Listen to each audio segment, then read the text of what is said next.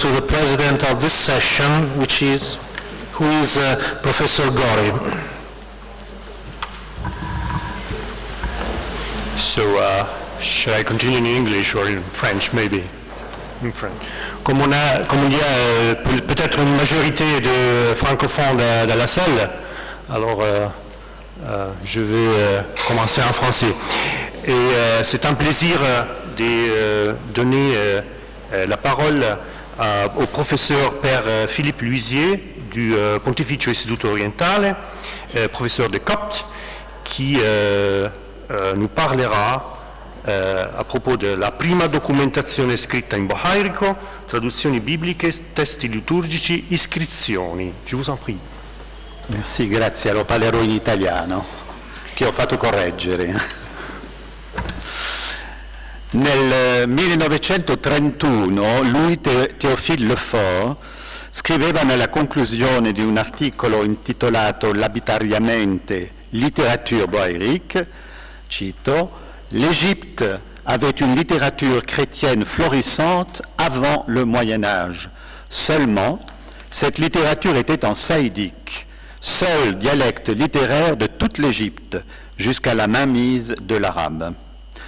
Secondo il detto abuno disce omnes, citato dallo stesso Lefort, egli estendeva all'insieme della letteratura copta i risultati dell'analisi che aveva fatta sulla vita di San Pacomio nella recensione bohairica, paragonandola ai frammenti saidici. Allora, sì, sto parlando del copto, siamo nelle due grandi lingue del nord, che sarebbe il bohairico, e della valle il saidico. Aveva constatato che il bohairico non è che la trasposizione di una forlaghe saidica. Per di più intendeva datare l'inizio della letteratura bohairica dopo l'anno 817 circa, cioè dopo l'ultima distruzione del monastero di San Macario, quando si dovette ricostituire il patrimonio librario trasponendo testi dal saidico al bohairico. La sua tesi. Questa teoria era molto rigida. Rodolphe Gasser, mio professore, quando pubblicò nella sezione copta del Corpus Scriptorum Christianorum Orientalium, diretta dallo stesso Lefort, il Papiro Bodmer III, in proto-bohairico, dovete scrivere: au total, si nous la formulons avec plus de précision, notre conclusion s'énoncerait comme suit. Bodmer serait la transposition dans un bohairique approximatif d'un modèle écrit en un saïdique archaïque. Del 58. Il condizionale era prudente perché già all'epoca si conoscevano alcuni testi bohairici. Diverse scoperte degli anni successivi hanno infatti completamente rovesciato la situazione.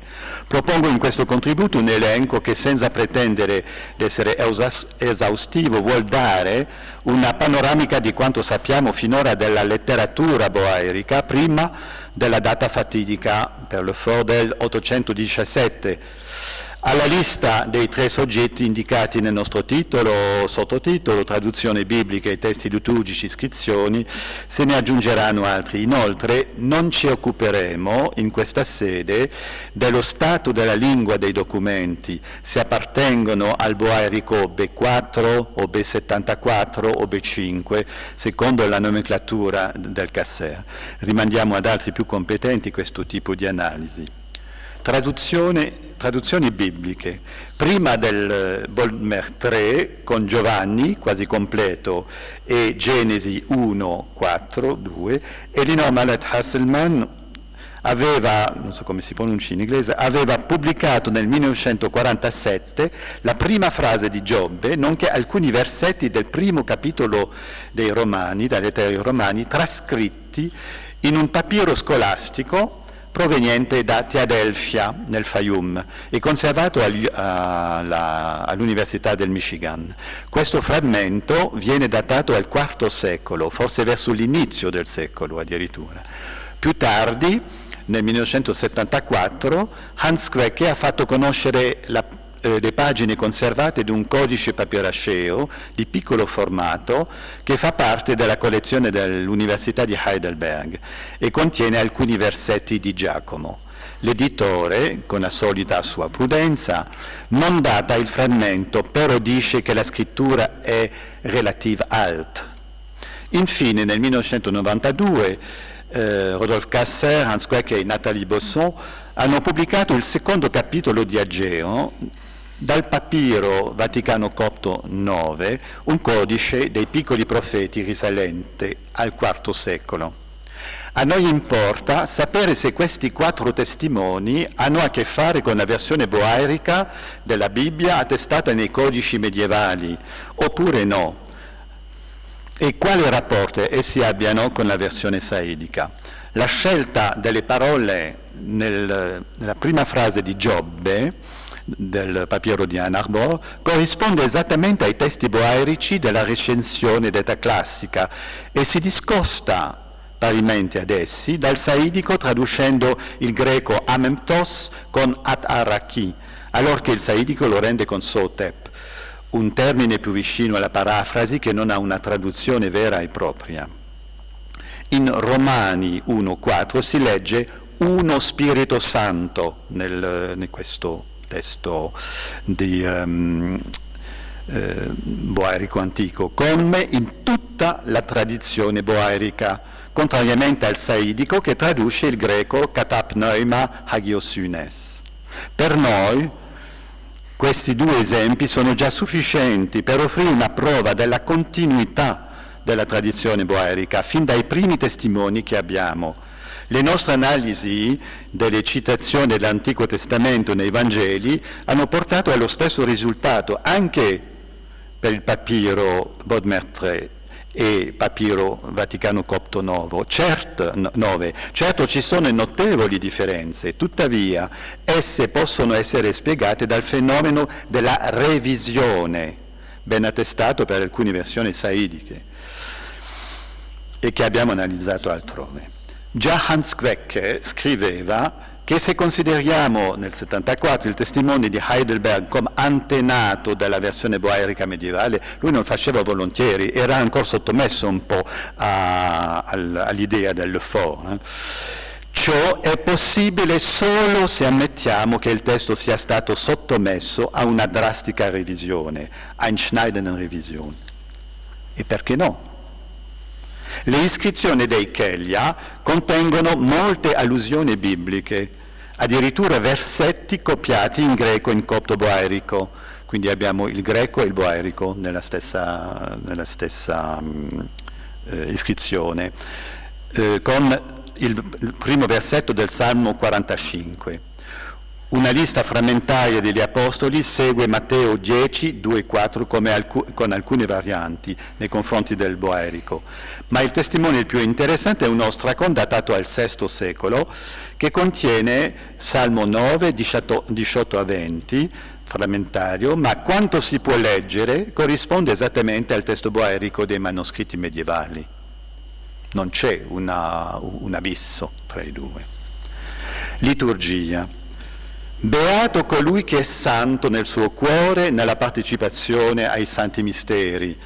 Recita una iscrizione dei Kelia, abbiamo sentito parlare anche già stamani del sito dei Kelia che si trova nel sud di Alessandria. Adesso non esiste più, quindi avevamo 3 siti di Nitria, Kelia e Sceti. Sceti esiste ancora, è il Wadi Natrun attuale con 4 monasteri ancora vivi. Le allusioni liturgiche sono molto frequenti nelle iscrizioni dei Kelia, per esempio nella scelta del vocabolario, come benedetto il Signore, abbi pietà, dai il riposo, Gesù, Dio, Gesù Cristo, il filantropo, in questo mondo e in quello a venire. In verità crediamo, eccetera, eccetera. La lista dei patriarchi della Chiesa copta che si legge su in iscrizione con i nomi numerati dal 25, sarebbe Dioscorome nella lacuna, fino al numero 38, che si legge bene è Beniamino, corrisponde ai dittici dei libri utilizzati nella liturgia sino ad oggi, quindi sono esattamente gli stessi numeri e poi i nomi che si possono leggere sono gli stessi. La menzione di Ananias, Azarias e Misael rimanda al cantico di Daniele 3, una preghiera di ogni mattina nella liturgia copta delle ore. Oltre a queste allusioni e a tante altre, un papiro della collezione di Ramon Rocapuig a Barcellona, adesso nell'abbazia di Montserrat, contiene 3 strofe di un inno acrostico che si riferisce all'Annunciazione. Pubblicato da Rocapuig in edizione privata come strenne natalizie, lui faceva così, una prima volta nel 1977, poi nel 1995 senza nessun cambiamento assolutamente. L'inno è rimasto quasi ignorato dagli studiosi e non è mai citato fra i manoscritti boaerici antichi. Dalla paleografia e dal contenuto il papiro può essere datato ai secoli 5 e 8, probabilmente più tardivi, diciamo. Oltre all'ortografia carente, un errore grafico alla terza riga della terza strofa lascia pensare che il copista era più abituato a scrivere il saidico piuttosto il boaerico. L'inno si ispira a Luca 1,28 citando la parola dell'angelo Gabriele, salva piena di grazia, in greco e in boaerico. Si nota nella seconda strofa la tipologia del rovo di Mosè, che è riempito di fuoco e però non brucia. Testi letterari. Sotto questa categoria elenchiamo iscrizioni e frammenti di papiro che attestano opere letterarie. Prima di tutto menzioniamo l'iscrizione ben conosciuta dei Chelia, scoperta nel 1965 e datata al VII-VIII secolo, che contiene un apoftegma sulla preghiera di Gesù analizzato da Antoine Guillaumont nel 1968 con una revisione del testo pubblicata dal Casser nel 1996. Se non conosciamo finora nessun parallelo greco a questo apoftegma, esiste tuttavia una recensione araba dell'apoftegma, identificata e tradotta da Lucien Rognot nel 1979. Rileviamo en passant dallo stesso contesto archeologico questa scritta, lo fa anche il Guillaumont, Gesù Cristo, il nome Salvatore. In un romitaggio situato a circa 300 metri da quello che conteneva le 2 iscrizioni appena menzionate, datato anch'esso al VII-VIII secolo e un po' più tardi, un monaco ha lasciato questa invocazione: Signore Gesù Cristo, abbi pietà di me, peccatore.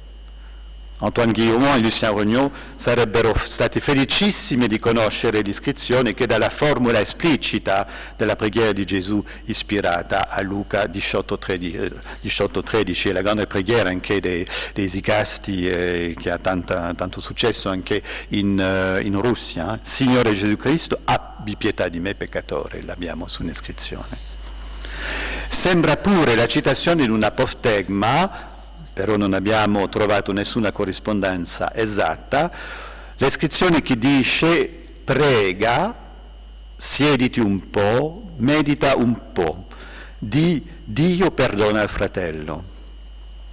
Paul Carle aveva menzionato 2 scritte boaeriche nel monastero di Bawit che hanno la stessa formula, cioè sono forse il ricordo di un monaco o di un pellegrino venuto dal nord nella valle, che dice nella mia pronuncia pseudo-erasmiana del copto, Christos Pjoeis aripinai nempec bok Isaac, 2 volte. La prima scritta non ha Isaac, ma la seconda ce l'ha, probabilmente è lo stesso personaggio. Rimane solo un infimo frammento boaerico di un testo nel quale si parlava dell'arcangelo Raffaele, il cui nome si può ancora leggere senza dubbio. Il papiro, conservato all'Università del Michigan, è stato pubblicato da Gerald M. Brown nel 1979, datato al V-VI secolo, attesta l'esistenza di un antico codice letterario in boaerico. A Dair el-Naklun, fra la valle e il sud del Fayum, sono stati rivenuti 2 calandologia in boerico, di cui si annuncia la pubblicazione da parte di Victor Guiccat, datati al VI-VIII secolo. Worrell, che ha scritto un eccellente articolo di cui mi sono molto ispirati per questa lista nel 1935, menziona in questo articolo anche un papiro magico frammentario di Ann Arbor, cito, apparently pure bohairic, unemploying high, però la segnatura non sembra esatta, non sono stato capace di trovarlo sul sito. Lettere. Alcune lettere in boerico o in un idioma fortemente influenzato dal boerico sono giunte fino a noi, quindi antiche. Nel 1935, appunto di quest'articolo, Worrell ne pubblicò una dell'Università del Michigan, datata al IV secolo. Nel suo articolo gli diede l'elenco di questo genere di documento pervenuto fino a noi. Una lettera alla John Ryland Library di Manchester, almeno 2 nella collezione Flinders Petrie alla University College a Londra, 2 al British Museum, e Paul Calais ha pubblicato una ricevuta fiscale in boerico proveniente dal nome di Busiris, trovata a Balaizza. Se aggiungiamo le scoperte dei Caglia, nonché l'iscrizione di Einsuchna, datate al IX secolo, sembra proprio inesatto affermare, come è stato fatto anche di recente, che mancano del tutto documenti non letterari in boerico. Ripensare la storia letteraria copta. Nel quinto volume del manuale Patrologia, pubblicato a Genova nel 2000, si legge nell'introduzione al capitolo intitolato Testi patristici in lingua copta, cito, ad ogni modo, il cosiddetto saidico fu la lingua letteraria per eccellenza fino all'VIII secolo, il boerico a partire dal IX secolo. Più in là però si elencano le opere attribuite a Pambo di Sceti, trasmesse in saidico. Ma come mai un monaco del Wadi Natrun, Sceti, abbia potuto scrivere nella lingua dell'Alto Egitto, saidico, e non in boerico? Ma questo sembra una domanda da non farsi. Vale lo stesso per le opere di altri autori del Delta, come Giovanni di Parallos o Zaccaria di Srou, Sacha, senza dimenticare i vescovi di Alessandria, Teodosio, Damiano, Beniamino. Se quelli lì hanno realmente scritto in copto, in quale lingua l'avranno fatto? Il celebre Giovanni di Nicchiu è anche lui originario del Delta. Se la sua cronaca così importante fu redatta in copta, che abbiamo in etiopico, anche lui lo avrà fatto in saidico, perché, dicono oggi, è la lingua letteraria per eccellenza fino all'VIII secolo? Nella Vita Hilarie leggiamo che, una volta inserita Sceti, Ilaria riceve l'istruzione monastica ad un certo martirio che gli parla in greco. Perciò, come nota anche il riassunto della Patrologia, Ilaria impara il greco, il copto, tement rem cheme. Chiediamoci allora quale lingua avesse imparato Ilaria a Sceti, il saidico della valle, oppure il boerico come era parlato, o un altro dialetto, oppure il boerico come era parlato a Ichelia, insediamento monastico poco distante, fatto ben attestato dalle numerose iscrizioni.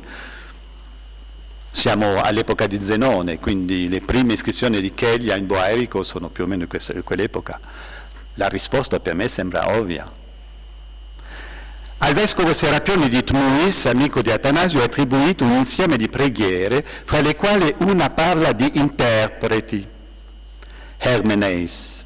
È molto discussa l'origine delle preghiere, però se fossero provenienti da Tmuis, in quale lingua, che è una città del nord, in quale lingua gli interpreti avrebbero dovuto tradurre la liturgia greca? Cosa si parlava a Tmuis, tranne il greco? La domanda si può fare anche in merito al monaco Giuseppe, di cui parla Giovanni Cassiano, cito: egli, nato da una famiglia assai illustre, divenne uno dei cittadini più eminenti di Tmuis. la sua città, e si rese esperto non solo nella lingua egizia, ma anche in quella greca, non solo egipzia, sed etiam greca facundia diligent ed octus, al punto che per noi e per quanti ignoravano del tutto la lingua egizia, Egyptiam linguam, non c'era bisogno di interpretare, egli parlava direttamente e molto elegantemente. Non importa se Giuseppe è un personaggio reale o fittizio di Giovanni Cassiano, la problematica interna a Cassiano, ciò che conta è cosa era questa Egizia facundia alla quale Cassiano allude, forse il saidico? Per fortuna una dichiarazione di indennità, questo i papirologi mi correggeranno, c'è la parola tasfali, quindi asfalia, che emana dal koinon teref ente tmui, da tutto il koinon di Tmui, dimostra che nella città si parlava boaerico, la lingua utilizzata nel papiro, come del resto immaginare altra cosa. Quindi abbiamo un papiro che proviene da Tmuis e è un boaerico. La teoria esposta prima, secondo la quale il boaerico diventa lingua letteraria solo dal IX secolo, non è sostenibile. Fattori indipendenti dalla volontà umana hanno fatto sì che la documentazione letteraria in boaerico fosse così povera. L'umidità permanente del delta, le invasioni, le guerre, l'islamizzazione quasi completa della zona hanno causato la perdita di gran parte del patrimonio cristiano del delta. Del resto, quale turista di oggi visita il nord dell'Egitto? Dobbiamo ripensare la storia della letteratura copta fuori dalla dicotomia saidico-boaerico.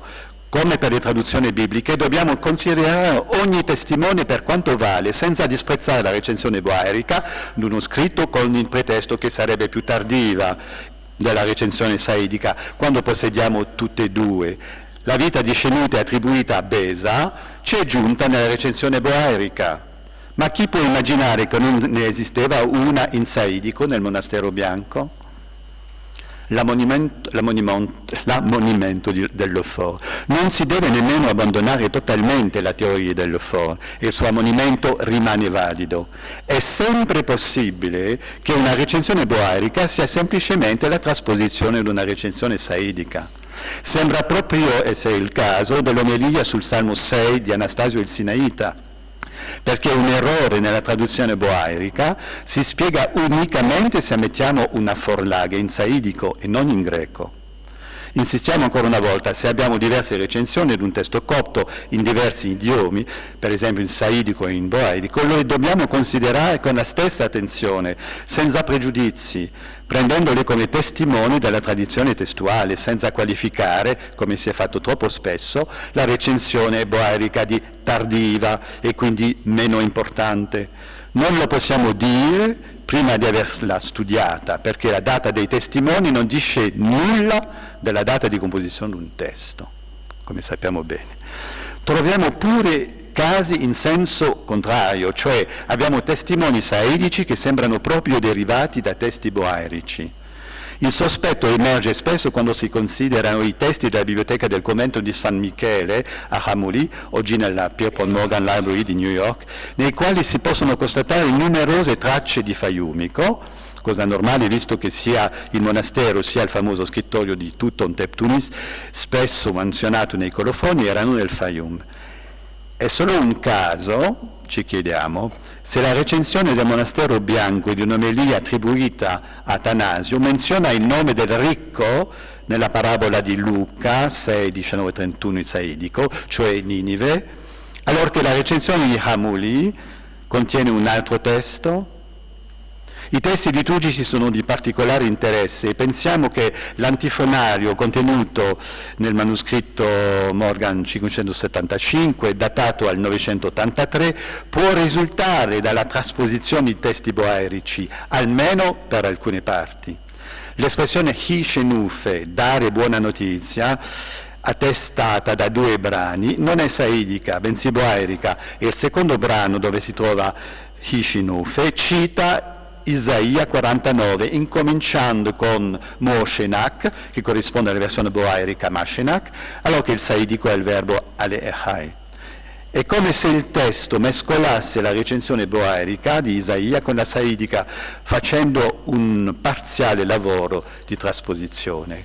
Già in alcuni testi di Nag Hammadi sono state rilevate numerose tracce di boerico e per questo si è pensato addirittura che il trattato allogene fu prima tradotto dal greco in boerico, poi trasposto in saidico. Ancora più drastiche le conclusioni di Henriette V. Havelar sulla lingua dell'Apocalisse di Pietro, che elenca 3 possibilità: una traduzione saidica ad un testo greco, una trasposizione saidica ad un testo boerico, oppure una traduzione boerica antica ad un testo greco con un'ortografia molto simile al saidico. Non si capisce cosa può legittimare l'ultima ipotesi, però il problema della presenza del boerico in questi testi gnostici è palese. Conclusione.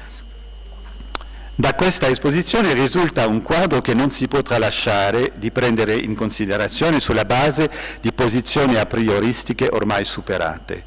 Il boerico, lingua veicolare del nord dell'Egitto, è stato utilizzato come lingua letteraria almeno dal IV secolo e comunque ben prima del IX secolo, non solo per le traduzioni bibliche, ma anche nella vita corrente e nella vita liturgica della Chiesa. Quest'ultimo fatto non sorprende poiché l'arcivescovo di Alessandria, il Papa della Chiesa d'Egitto, risiedeva proprio nel nord, ad Alessandria. Il delta dovette ricevere le missioni cristiane come nella valle, nella lingua del popolo che lo abitava, perché avrebbero fatto tante traduzioni nel sud e nel nord avrebbero dovuto aspettare il IX secolo per tradurre la Bibbia in boerico. I monaci di Scete, che erano quasi tutti del nord, pregavano i salmi in saidico o in boerico. Alla dicotomia geografica del paese, nord-sud, corrispondeva una dicotomia linguistica dell'egiziano parlato, di cui gli antichi erano consci di questa dicotomia, perché in qualche caso hanno saputo distinguere dalla lingua del nord quella della Tebaide.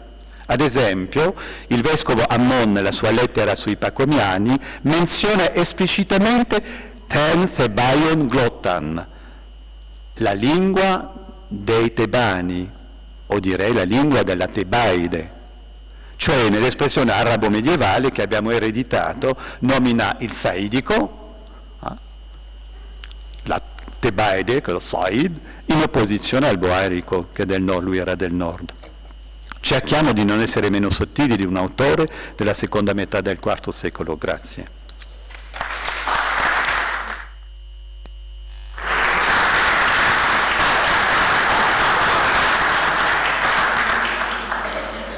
Dunque ringrazio il padre Luisier per questa acutissima presentazione et maintenant on va passer à notre deuxième invité de cette session de l'après-midi et c'est Mohamed Mewak de l'Université de Cadiz, anthroponymie et toponymie berbère dans le At-Tashawuf et la Rijal al-Tasawuf wa Akhbar Abil Abbas al-Sabti de Ibn Zayyad al-Tadili, observation historique et linguistique.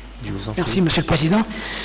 Avant de commencer cette présentation, je souhaiterais exprimer mes sincères remerciements aux organisateurs de cette rencontre, Mena Lafkini et Vernon Bin Nathalie, pour m'avoir donné l'opportunité de participer à cette rencontre, ainsi qu'aux institutions italiennes et plus particulièrement à l'Accademia Ambrosiana.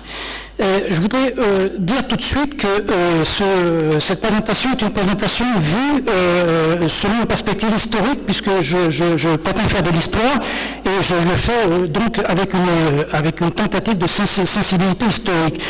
Le point de vue linguistique est absolument fondamental, bien entendu, mais il me sert en fait de prétexte pour poser un certain nombre de questions et pour participer, dans la mesure de mes modestes possibilités, à une meilleure compréhension de ce qu'est l'histoire sociale, l'histoire culturelle, l'histoire religieuse du Maghreb. Alors, je vous convie tout de suite à une petite excursion au Maghreb occidental, ce que j'appelle le Maghreb occidental, qui correspond plus ou moins à ce qui est aujourd'hui le Maroc, plus ou moins, bien entendu. Hein. Nous aurons l'occasion, je ne sais pas si on voit bien sur la... On ne voit pas très bien sur cette carte, mais bon, nous aurons l'occasion de voyager, on voyagera surtout autour de Marrakech, hein, dans la grande région de Marrakech, entre Esfi, Essaouira, Marrakech, et peut-être un petit peu à l'intérieur, et au nord de Marrakech. Bref, une excursion de quelques instants au Maghreb occidental. Alors, le texte qui va nous entretenir aujourd'hui, le texte sur lequel je base cette présentation, est un texte, je crois, fondamental dans la production historiographique de livres biogéographiques. Hein, c'est le texte d'Ibn Zayed al-Tadili, At-Tashawuf ila Rijal at-Tasawuf. Il y a un appendice à la fin de ce texte qui est une biographie du maître de Ibn Zayed al-Tadili, qui n'est ni plus ni moins que Abu al-Abbas al-Sabti. Ce texte bénéficie d'une édition absolument remarquable, une édition magnifique de la part de Ahmed al-Tawfiq, hein, qui a été édité en 1984. Et je voudrais aussi signaler notamment aux spécialistes et aux gens aux collègues qui sont sensibles et qui travaillent sur la langue berbère, j'ai bien dit la langue berbère, que j'ai bénéficié, en plus des quelques connaissances que je peux avoir moi de cette langue, de ces variantes, hein, d'un magnifique appareil critique de Ahmed al-Tawfiq, puisqu'il il offre dans cette édition critique une quantité énorme de notes explicatives sur une immense majorité de toponymes et d'anthroponymes qui sont étudiés ici, confondus même arabes et berbères, mais principalement berbères, bien entendu. Alors, rendre hommage évidemment à l'aide que m'a fourni l'éditeur de ce texte de Ibn Zayed al-Tadili. Bien, alors quelques éléments concernant, si vous le voulez bien, le contexte historique et historiographique à propos de cette littérature biogéographique, hein, qui constitue, comme tout un chacun le sait, une source fondamentale, hein, pour reconstituer l'histoire, pour peindre l'histoire, hein, de ce Maghreb arabo-berbère, berbéro-arabe, arabe-berbère, je ne sais plus trop ce qu'il faut dire. Bon, ça n'a peut-être pas vraiment beaucoup d'importance ici, me semble-t-il. L'essentiel est de pouvoir retirer la substantifique moelle de ce genre de littérature. Alors, ce texte s'inscrit bien entendu dans une tradition très ancrée dans la société lettrée nord-africaine, maghrébine, hein, qui est celle d'écrire, de poser par écrit, hein, toutes les biographies possibles, hein, qui concernent la région. Alors, c'est une historiographie qui va plus ou moins du XIIe siècle jusqu'au XVIe siècle. On peut même aller plus loin que le XVIe siècle. Et je pense un petit peu à ce que évoquait ce matin Vernon de Brugnetellier en parlant de Moyen-Âge. Hein, il me semble que là, on devrait parler d'un Moyen-Âge, d'un long Moyen-Âge, hein, qui va du Xe, peut-être du Xe siècle, jusqu'au XVIIIe. Pourquoi pas? C'est peut-être un petit peu hardi de ma part, téméraire, mais après tout, on peut oser l'hypothèse. Alors, c'est aussi une littérature profondément ancrée dans la société berbère, berbérophone, j'imagine, je pense. Bon, c'est une idée comme ça, qui n'est pas au fond originale, qui est toute modeste. C'est une littérature aussi dont la vocation est multiple. Bien évidemment, ici, quelques exemples que tout le monde connaît certainement. Sensibilité pour le domaine religieux en milieu principalement rural, mais non exclusivement, bien sûr. Sainteté populaire, entre guillemets, avec beaucoup de guillemets, puisque bon, il y a ici peut-être des collègues qui me diront que qu'est-ce que c'est que cette histoire de sainteté populaire? On doit parler de sainteté tout court. Et aussi l'idée d'une contestation de l'islam officiel, aussi avec beaucoup de guillemets. Qu'est-ce que l'islam officiel? Moi, personnellement, je n'en sais rien, je ne sais pas. Il y a peut-être plusieurs islams, et ça, en revanche, j'en suis plus convaincu. Langue et dialecte de l'arabe et du berbère, et un nombre, etc., de choses tout aussi intéressantes. Alors, je vous donne ici un titre d'exemple, bien évidemment, pour un petit peu accompagner, escorter ce kitab al-Tashawuf, ila Jijal al-Tasawuf d'At-Tadili, des textes, des exemples de textes qui sont jusqu'aujourd'hui perdus et d'autres qui ont été édités. Alors, on a au moins deux textes hagiographiques qui sembleraient importants, qui sont les Akhbar Salih Ragraga wa Ulama'ihi et le Kitab Manaqib al-Awliya wa Sifat Souk al-Asfiya. Il y en a d'autres, mais je ne les connais pas. Alors, jusqu'à il y a peu de temps, ces textes étaient introuvables, mais peut-être qu'il y a des collègues qui ont découvert ces textes-là, qui ont repéré des manuscrits. Ce serait très intéressant en tout cas. Et en revanche, les sources biographiques éditées sont nombreuses, sont relativement nombreuses. Alors, on peut partir peut-être d'un des premiers textes, sinon le premier en importance, si j'ose dire, c'est le Sir al-Masoul Fima Ukrima bi al-Mukhlisoun de Tahir al-Sadafi, qui a bénéficié d'une édition magistrale aussi de Halima Farhat il y a déjà quelques années. Ce personnage-là vit autour de 1156, c'est-à-dire qu'on est en pleine époque almohade. Les Almohades arrivent après les Almoravides, vous le savez, autour du milieu du XIIe siècle, et ils partiront à la fin de la première moitié du XIIIe siècle. On a aussi un autre texte important, Al-Mustafat fi Manaqib al-Ubad bi Madinat Fas, etc., d'Al-Tamimi. On a le Minhaj al-Wadi' de Al-Maghiri, le Da'amat al-Yaqin, fameux Da'amat al-Yaqin, que je crois être fameux parce qu'il donne une biographie absolument géniale, pour moi en tout cas, de Abu I'azza, le fameux saint fou et délirant, mais ce texte de Al-Zafi, de la première moitié du XIIIe siècle, et on a aussi un texte plus régional, plus localisé ici, qui est le Maqsad al-Sharif, d'Al-Badissi, qui lui est du XIVe siècle. D'autres textes auraient pu prendre place ici, mais bon, peut-être que le temps limité fait que, et puis ce n'est pas non plus vraiment l'objet, c'est une partie de cette communication, mais non pas la partie, mais non pas le segment fondamental. Alors, ces textes-là, je le rappelle au cas où, sont susceptibles de nous apporter de grandes quantités de matériaux sur la langue berbère. Alors, il y a des textes qui sont plus fournis, d'autres moins fournis. Je vais prendre l'exemple de Al-Tamimi. Il y a des choses importantes, intéressantes, notamment la toponymie, l'anthroponymie, le Minhaj al-Wadi'. Il y a quelques bouts de phrases, quelques segments ici et là, mais très brefs en berbère. Ils sont peu nombreux. En revanche, la Da'amat al-Yaqin fi Za'amat al-Muttaqin d'Al-Izafi, ici, est un texte qui contient quelques segments de phrases, sûrement utile pour les linguistes berbérisants. Al-Maqsad, lui, contient d'autres choses peut-être moins intéressantes que les précédents. Alors, le Tashawuf, il a origine le Tasawuf, quelques notes sur cet ouvrage et son auteur. Abu Yaqub, Youssouf bin Issa bin Abdurrahman al-Tadili, c'est le laqab, le surnom par lequel il est connu, fils de celui qui vend de l'huile, ou qui produit de l'huile, Ibn al-Zayyat, et originaire de la région de Marrakech. Il a une formation selon ce que nous avons pu trouvé ici et là, plutôt classique, un milieu plutôt rural. C'est un savant apparemment actif à la fin de la période almohade. Le premier tiers du XIIIe siècle est un petit peu la genèse, le préambule à la fin des Almohades, tant en Andalous qu'au Maghreb. C'est un personnage qui a exercé la charge de juge, Qadi, chez les Ragraga du sud marocain, une tribu importante de la zone des Ragraga, d'Oukela. Il ne visita apparemment jamais à l'Andalous, qui est une chose curieuse quand même, lorsqu'on habite le Maghreb occidental, et il nie même les lieux saints de la Mecque et Médine. Bon, là, évidemment, il faudrait faire attention à ces observations, il faudrait peut-être les reprendre pour en être sûr, et reprendre toute la littérature concernant l'auteur. Il avait évidemment une grande connaissance de la région de Marrakech, puisque c'est lui puisqu'il décide donc de rassembler les géographie de saints, de cette ère géographique.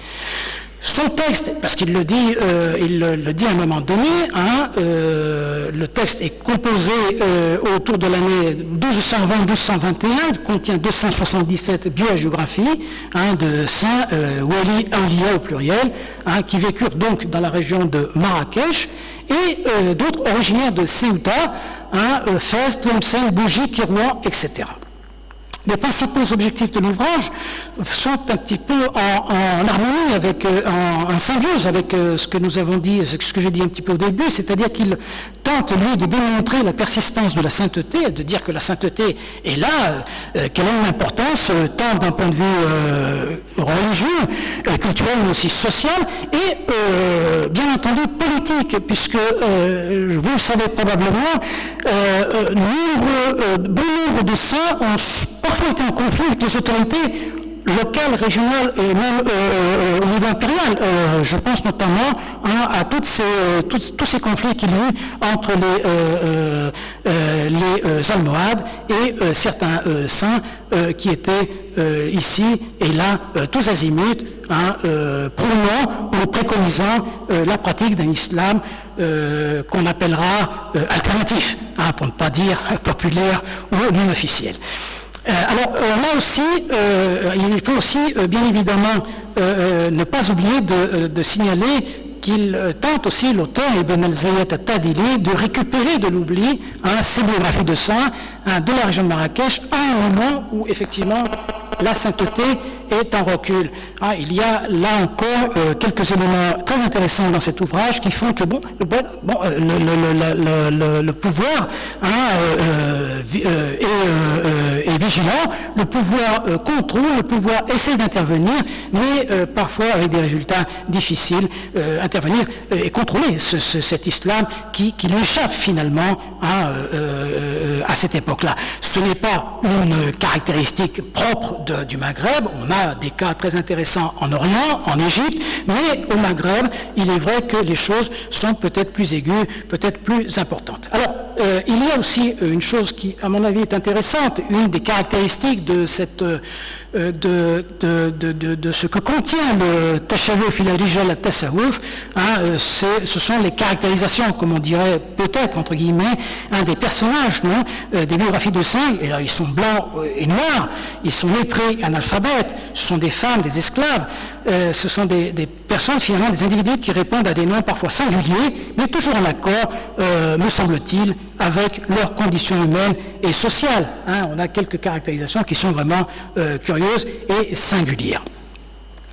Alors, on a ici, alors je vous propose, évidemment, c'est loin d'être exhaustif, bien entendu, avec toutes les précautions d'usage, bien entendu. Les linguistes interviendront sûrement en voyant tout cela pour dire que c'est comme ça et pas comme ça, pas comme ça et comme ça. Bref, première difficulté, restituer bien évidemment les toponymes et les anthroponymes.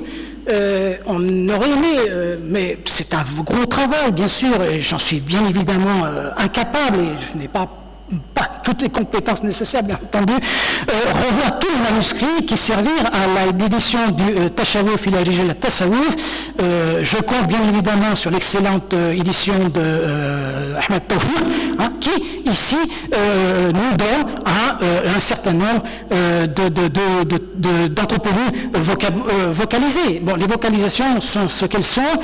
Bien évidemment, tout ceci constitue un problème que les berbérisants, les linguistes berbérisants connaissent profondément, la restitution de ce qui est calligraphié, de ce qui est graphié, entre guillemets, en arabe, et le passage à ce qui peut être une transcription ou une translittération.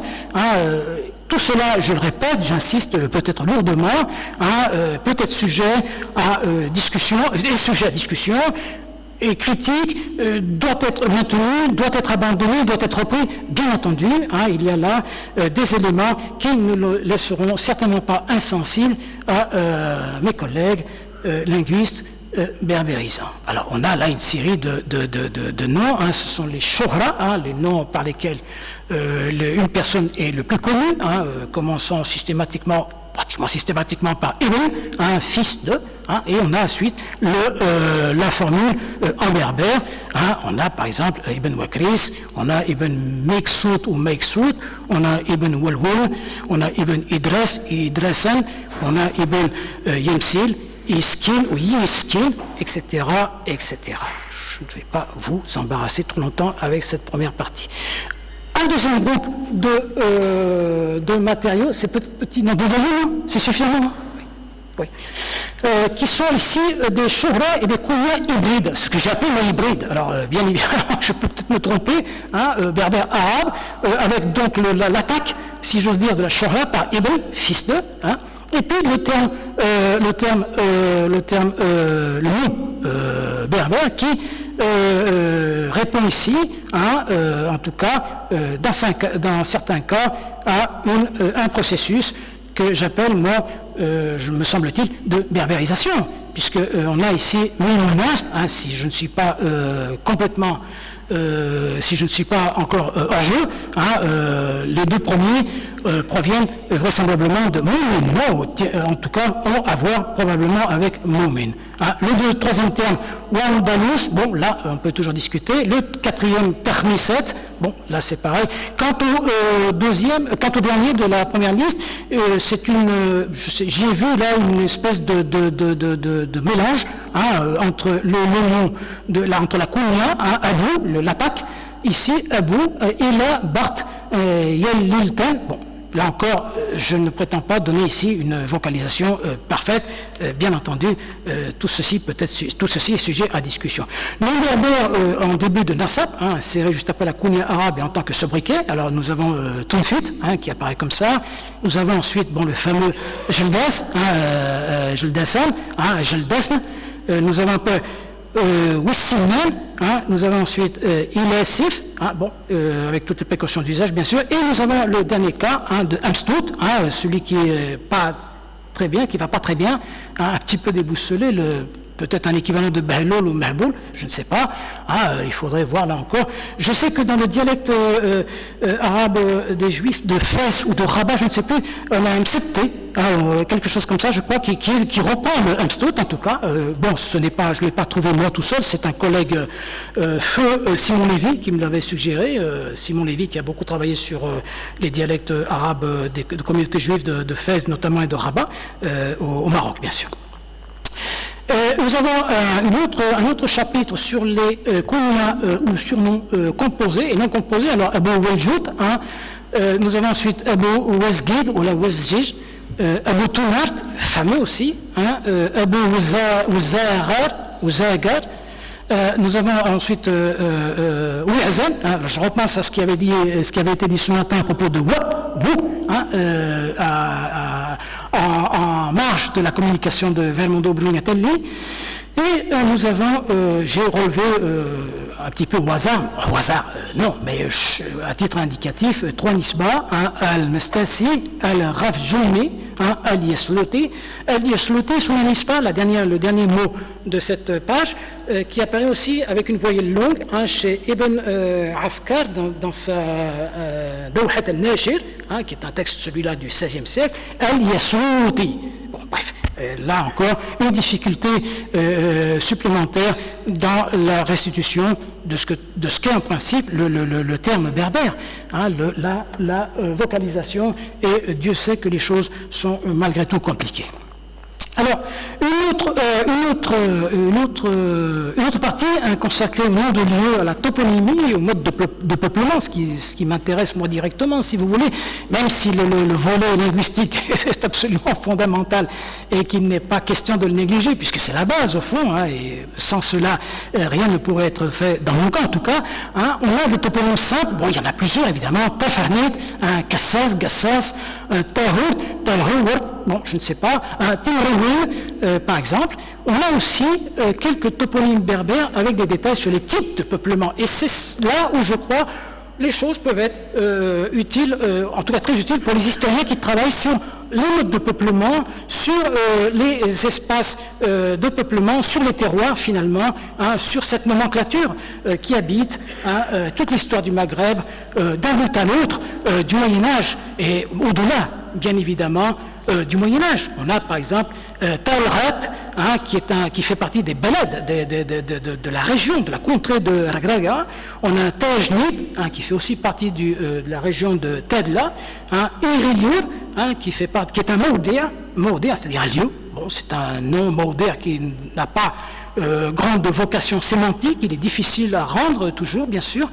On a aussi un terme qui sort du Maghreb occidental, puisqu'il fait référence à un lieu situé à l'extérieur de la ville de Bougie, Min El Msioun, un Kharij Medina Bjaya.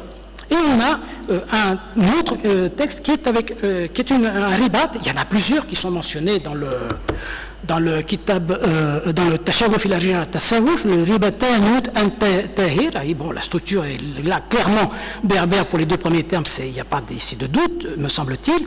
Et ensuite, on a aussi cette mention à une qariat qui est aussi une structure, une formule là également pleinement berbère. Il n'y a pas de mystère, me semble-t-il, ici. Un autre groupe de noms de lieux, de toponymes qui habitent, qui truffent un peu ce texte du Tashawuf, ce sont les toponymes construits à partir d'un processus de berbérisation, de redondance lexicale. Ici, les linguistes berbérisants me diront si c'est bien cela ou pas, s'il faut voir ailleurs, s'il faut faire les choses d'une autre manière. On a le terme Tafernit, bien connu. On a l'autre toponyme qui est une qaria, un village, un hameau, un village, un bourg, Tamansurt, qui vient comme ça, qui est calligraphié comme ça dans le texte arabe. On a la qariat Ilmumen, alors Ilmumen, probablement Mominin, Mominun, et on a la qariat Wil, je l'ai vocalisé là, mais bien entendu, sachant que il peut y avoir des choses à reprendre, bien entendu. Alors, il y a deux cas qui m'intéressaient ici, qui sont connus d'autre part par ailleurs de la recherche berbérisante, linguistique berbérisante. Ce sont ces cas de redondance dans le syntagme. Si l'on admet ici, pour le premier, que le deuxième terme berbère contient bien le sens de cours d'eau, ou bien alors celui d'écoulement, ou un sifen, celui des rivières, celui des écoulements, voire dans le même texte, Wadi Tansift. Alors on aurait donc rivière de rivière, d'une certaine manière. Il existe un toponyme en Algérie, non loin de la ville d'Alger, à environ 80 km, peut-être 70 km, qui s'appelle Bir Rbalou, qui est le puits du puits. C'est très intéressant, mais bon, ce n'est pas une découverte ici que je fais, j'enfonce une porte déjà ouverte, bien évidemment. Et puis, un autre cas aussi connu, qui est le Jebel Daran, ou Daranoun, autre cas de redondance, dans la formule hybride arabe-berbère, qu'on traduirait aisément, me semble-t-il, par montagne de la montagne. Probable traduction me dit disait Laous, de l'expression Adrer Endren, montagne de la montagne, Adrer en Idreren, montagne des montagnes. Je pense que il me semble que Laous continue à être, je pense, une référence. Donc je l'ai ici, je le cite ici, à titre documentaire. Je crois que c'est important. Alors, je termine cette brève présentation par quelques remarques qu'inspire ce texte, la lecture de ce texte géographique d'Ibn Zayd al-Tadili. La première chose, ce n'est qu'un échantillon très bref que je vous ai présenté. Et il y a une importante matière pour réfléchir sur les formes de nomination des individus, des lieux. Bien entendu, réfléchir sur les formes de peuplement, les modalités de cette occupation des sols, finalement, en milieu rural notamment, mais sans négliger, bien entendu, la ville, puisque dans le Tashawuf, on a de nombreuses références aussi à la ville. On a même quelques indications topographiques très utiles sur certaines villes qui sont par ailleurs très connues grâce à d'autres sources. Je pense notamment à des villes comme Meknès, Sijlmessa, Tadla, etc., etc. On a aussi une matière utile sur l'habitat des communautés d'individus, les formes d'habitat, et aussi sur la morphologie des paysages. Quand il nous parle de rivières, quand il nous parle de montagnes, quand il nous parle de collines, quand il nous parle de vallées, quand il nous parle de vallons, etc., etc. Il y en a, bien entendu, une étroite complicité entre langue, géographie et histoire. La présence, me semble-t-il, là encore, ce n'est pas une découverte, de deux systèmes monastiques qui ont quelques différences, mais qui sont complémentaires. On a vu dans les exemples précédents une onomastique berbère qui a son système, qui a sa rhétorique, qui a sa musique, qui a son rythme, et l'onomastique arabe qui a ses lettres de noblesse, comme on a aussi l'onomastique berbère, bien entendu, avec une autre manière de procéder, une autre rhétorique et un autre rythme. Alors, le problème crucial sur lequel on s'arrêtera maintenant, c'est évidemment un problème que pourrait résoudre, ou pourrait au moins réfléchir, sans aucun doute, la recherche linguistique berbérisante.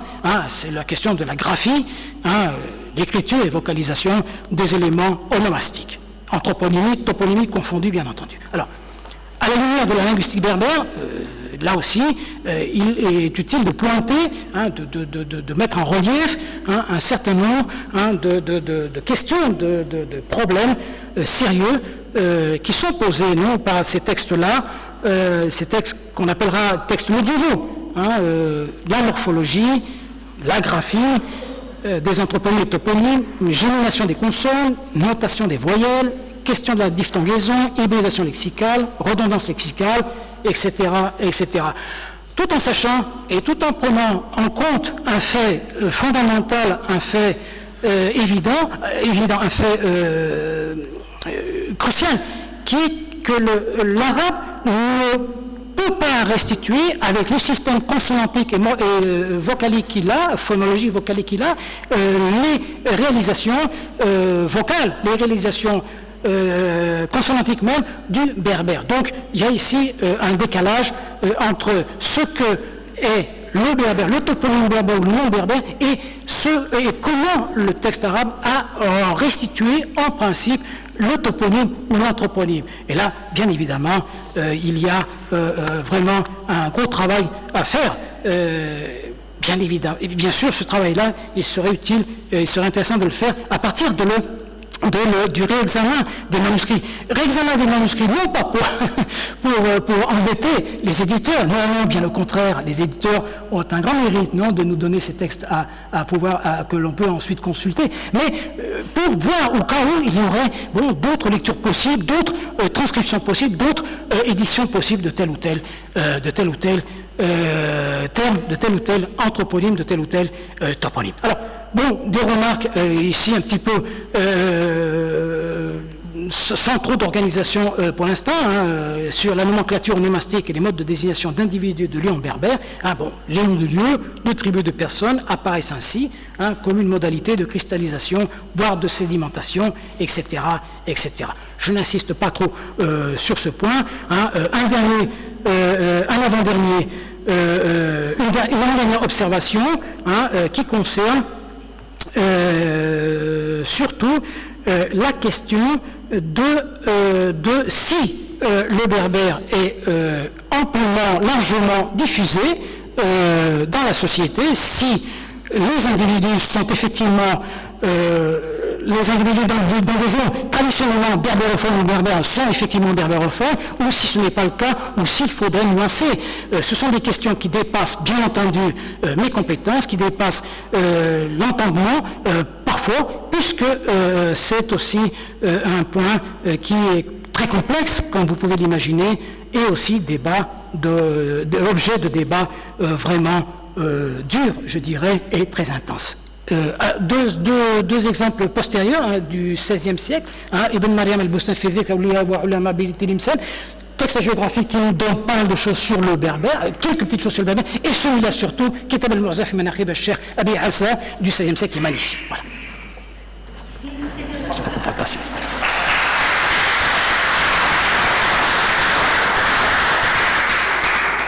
Alors, je remercie Mohamed Maouak pour cette présentation très riche d'informations et de matériaux à discuter. I think I'll shift to English for the question session. We have, I think, almost 20 minutes to questions. I think we can proceed. I will take 3 questions and then give the presenters the possibility to answer. 1, 2, and 3. Please. Question pour mémoire. Est-ce qu'il est établi que dans la langue berbère, il y a une condition phonétique longue, voyelle longue et voyelle brève? Alors, je peux répondre? Alors, Adel, je ne vais pas répondre puisque je ne suis pas autorisé pour répondre. En revanche, si tu me le permets, je renverrai la question par ricochet à Mena Lafkiwi ou à Vermondo Brugnatelli, avec tout le respect. Je reconnais que là, j'ai quelques idées, mais je ne suis pas autorisé sincèrement. Simplement pour faire attention dans la transcription. Oui. Dans l'interprétation de la translittération arabe. Oui. Ce qu'on connaît, disons, l'arabe de l'Orient, tous les mots grecs sont transcrits avec ce qu'on appelle les macreslexionis. Et alors, en les interprétant, il faut faire attention qu'il ne s'agit pas nécessairement de voyelles longues en grec. Oui. Et même quand on a les transcriptions du code, notamment dans les dictionnaires bilingues et trilingues, la même chose se répète. Les dites semi-voyelles essayent d'exprimer les voyelles d'origine grecque. Donc il faut simplement attirer l'attention. Par exemple, à un certain moment, Taburat. Oui. Ça a été transcrit Taburat. Mais il se peut que ce soit Taburat.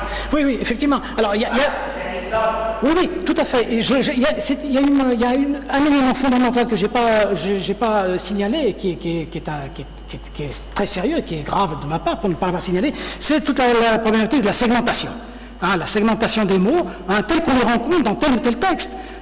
Et parfois, alors ce fameux alif, cette barre-là qui voyage, qui est là parfois, on ne sait pas trop comment la transcrire. Alors, évidemment, la transcription que moi j'ai faite, c'est une transcription qui est limitée, qui est très limitée, pourquoi elle est limitée à ce qu'il y a effectivement dans le texte, à ce que je crois avoir pu restituer d'un mot berbère, mais bien entendu, les linguistes berbérisants, eux, peuvent restituer définitivement tel ou tel mot, et je te remercie pour l'indication en tout cas.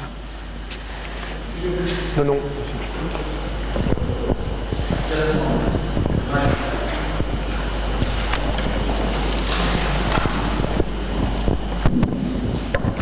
Merci beaucoup.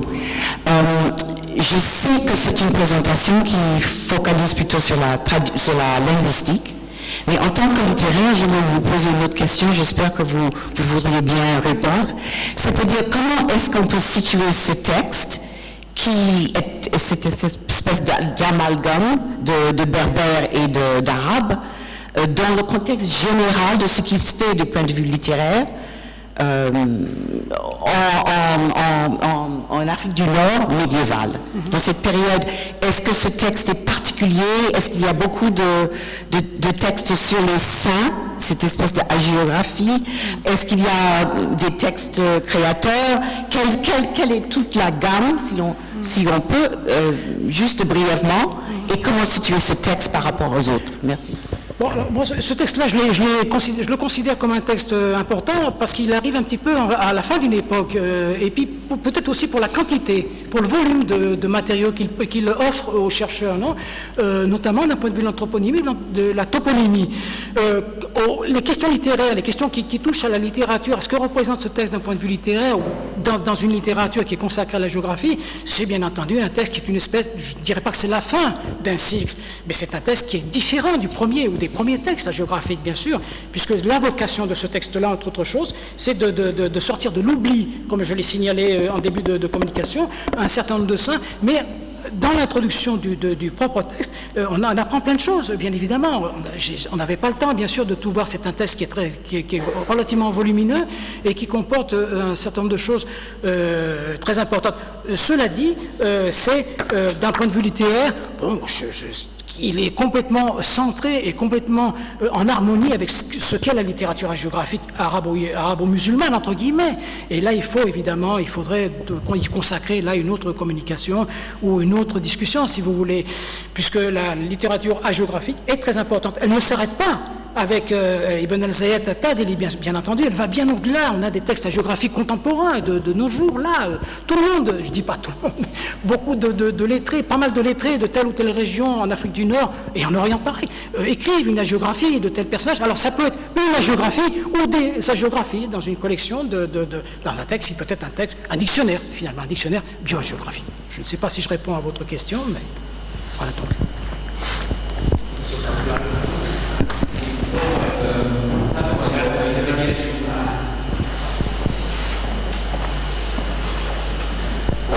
Sulla relazione del professor Lisier,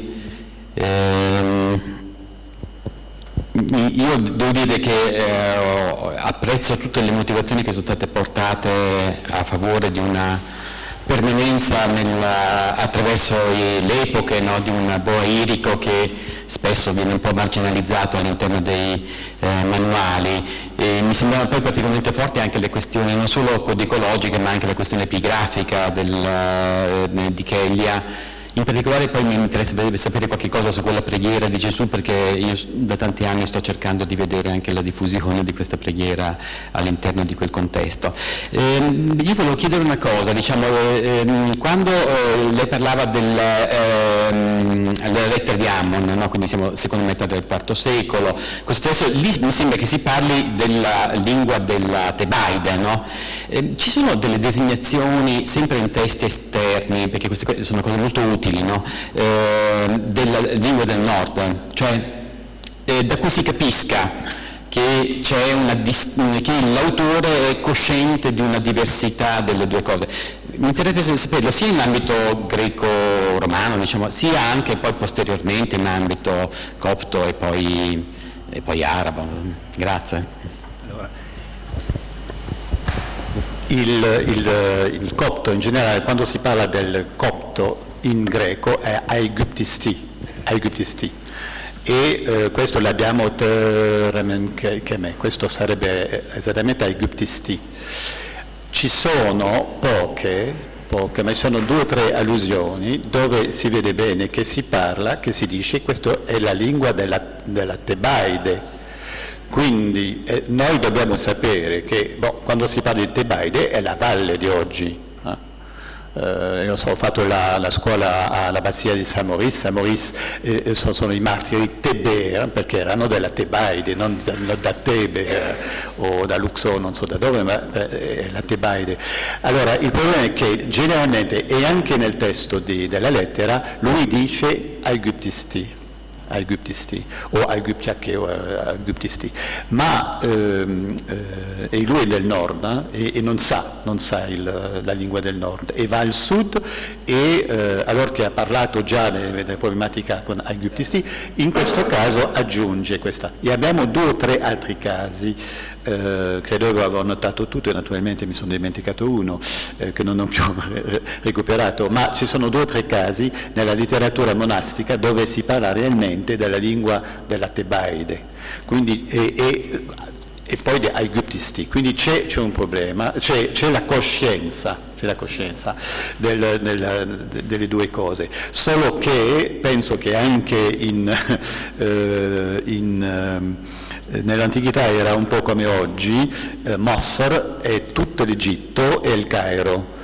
Allora, se vogliono dire aegyptisti, questo va da Aswan fino a, oppure può essere normalmente il nord.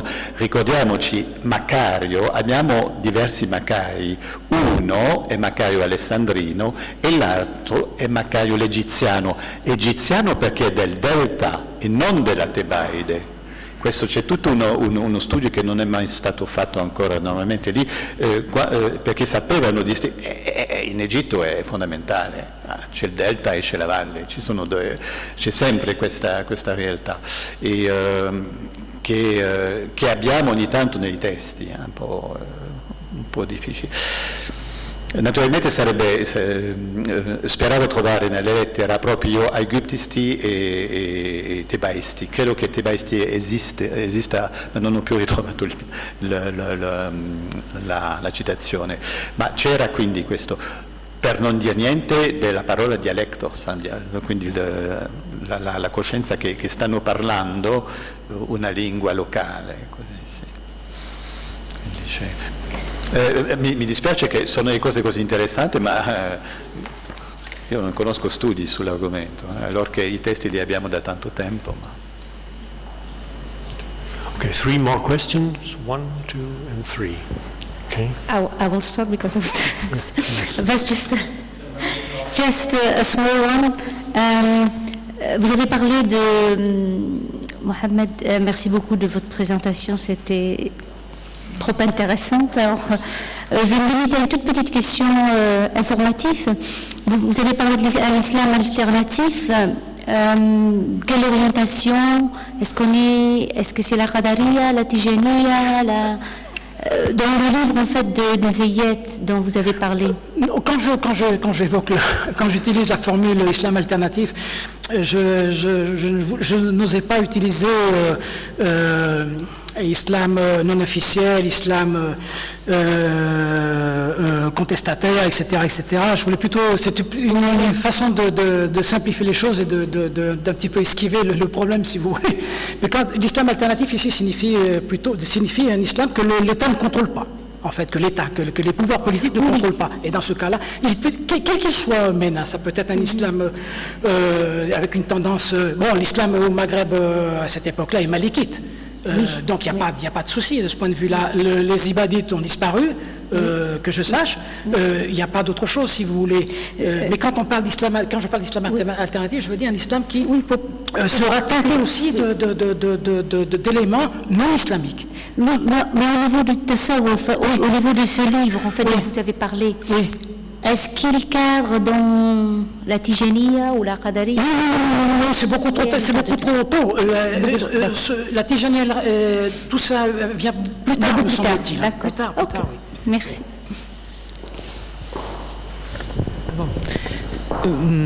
Je voudrais poser une question pour Mewak. C'est en relation. Est-ce que ça serait possible de faire une géographie à part de noms mélangés, en berbère, tout ça? Il est possible de faire une géographie de l'utilisation du berbère au Maroc et au Tlemcen et tout ça. Ça serait un bon utile pour cette onomastique? Oui, absolument. De fait, je ne l'ai pas signalé, mais les spécialistes, ceux qui ont travaillé plus à fond et plus longuement sur les textes géographiques, par exemple, il y a le texte d'Al-Badissi que je vous ai donné au début, je vous ai signalé. C'est un texte qui peut être intéressant, par exemple, probablement pour la zone du Rif. Puisque c'est un texte qui est du Rif. Il parle de la région de cette région-là. Donc on imagine, j'ai bien dit, on suppose qu'il va s'intéresser à ce qui se passe dans le Rif, ou dans une grande région qui s'appelle le Rif Romara peut-être aussi. Il y a la même chose avec le Tachalouf, qui touche la zone de Marrakech et au-delà aussi, Asfil et Doukala, tout ça. Et il y a par exemple le Louadih, le livre d'Al-Mariri, qui lui, je crois, est plutôt ancré, si j'ai bonne mémoire, sur le Stafilalt. Mais bon, il y a effectivement des possibilités, grâce à certains textes, de dessiner, d'esquisser une géographie d'utilisation, d'implantation de telle ou telle variante, entre guillemets, de la langue berbère. Mais les berbérisants et les linguistes le savent parfaitement bien, ce ne sont pas des compartiments étanches. Il y a des passerelles, j'imagine. Les Almoravides, on a souvent dit qu'ils parlaient peut-être le Zenaga. Les Almoravides parlent peut-être ce qui était dans le Souss ou dans le Tafilalt. C'est tout à fait probable. Je reviens sur cette question qui a été posée. C'est assez important en ce qui concerne les analyses de mots berbères renfermés dans des ouvrages en arabe, surtout les noms propres, etc. Et à ce propos, je souligne que c'est très important le livre de Nico van den Bogert sur la tradition littéraire de Sousse, parce que il contient vraiment les critères selon lesquels les critères de cette orthographe, parce qu'il y avait une orthographe rigoureuse, donc ce n'était pas comme on fait maintenant quand on dit on écrit le berbère en arabe, en écriture arabe, c'est des arabisants qui inventent de toutes pièces une façon d'écrire. Il y avait une orthographe standard qui a évolué, mais les textes anciens comme ceux dont nous parle Nowak ont une tradition très stabilisée qui comprend l'usage régulier de matrices lectionnistes. Donc ce n'est pas une question de longueur de voyelles, mais c'est pour marquer les voyelles, tandis que la fatha est utilisée pour le choix qui à l'époque probablement, ou la voyelle brève, soi-disant, qui à l'époque probablement était phonologique, c'était un phonème à part entière. Donc tandis que dans la suite, probablement le choix n'est plus devenu phonématique, alors il n'y avait plus besoin de distinguer, et alors les transcriptions plus récentes, mais à partir du XVIIe siècle, donc c'est les textes soi-disant les plus récents, ont cette nouvelle orthographe. Et c'est très bien expliqué dans ce livre de Van den Bogert, qui est je crois que tout ce qui s'occupe de ces matériaux anciens devrait travailler en partant de ça, parce que c'est un travail exceptionnel. Malheureusement, il y a beaucoup d'ouvrages sur l'Afrique du Nord contenant des toponymes, il y a eu des analyses aussi, Chaker, etc. Mais c'est fait, normalement, je vois que c'est fait de façon très peu philologique. Donc, on trouve un mot qui ressemble au berbère et on fait une transcription, par exemple, à la kabyle, de mots qui probablement ne sont pas kabyles, mais sont d'autres. Tandis que si on procède d'une façon rigoureuse, on peut mieux placer, on peut mieux analyser, etc. Et à ce propos-là, je trouve que, en continuant le discours de ce matin, de comparer l'Est et l'Ouest, en ce qui concerne l'onomastique, surtout orientale, il y a plusieurs articles, une série d'articles écrits par Lewinsky, Tadeusz Lewinsky, sur l'onomastique de Jebel Nefoussa au Moyen-Âge. Et c'est intéressant de voir quelles sont les ressemblances et les différences dans le domaine justement de l'onomastique. Un domaine qui est très compliqué parce que l'onomastique, on peut trouver parfois trop facilement quand il y a un nom transparent quel était le sens original, mais parfois on doit inventer des étymologies et les terrains deviennent beaucoup moins solides. Bon, il y a énormément d'autres questions, mais on va en parler. Merci. Okay, I think we can stop. Last question, please. C'est une question pour Philippe Luisier. En espérant que je n'ai pas raté quelque chose que vous avez dit, dans ce cas je compte sur votre indulgence. Je me demande si on ne pourrait pas encore grossir les arguments que vous donnez et qui sont très convaincants en faveur d'une vraie littérature boérique. Je crois me souvenir que Wolf-Peter Funk, dans un article sur la langue des manuscrits de Nag Hammadi, avait identifié certains de ces textes comme étant en fait très marqués par la langue du Nord et à son avis peut-être une sahélisation assez superficielle de textes qui pourraient être d'origine boérique. Je me demande si vous avez un avis sur cette question. Et l'autre question concerne Jean Chrysostome. Il me semble aussi me souvenir que Sever Voïkou,